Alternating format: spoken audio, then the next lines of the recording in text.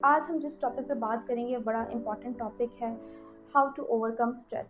Stress को आप कैसे रिलीव कर सकते हैं, उसके लिए सबसे ज़रूरी है कि आप अपनी जो डेली रूटीन है और अपनी रूटीन लाइफ को हेल्दी रखें। उसमें एक्सरसाइज शामिल करें, वॉक करें डेली, अपनी नींद जो है वो प्रॉपर लें, अपनी डाइट आप हेल्दी डाइट रखें, अपनी प्रॉपर डाइट लें और अपने आप को टाइम दें।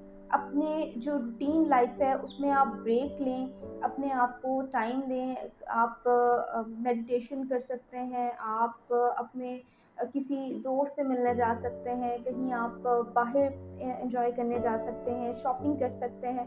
उसमें जब हम मुसलसल काम करते रहते हैं, मुसलसल स्ट्रेस में रहते हैं और एक ब्रेक नहीं आती, रूटीन ब्रेक नहीं आती, तो भी वो स्ट्रेस मुसलसल चलता रहता है।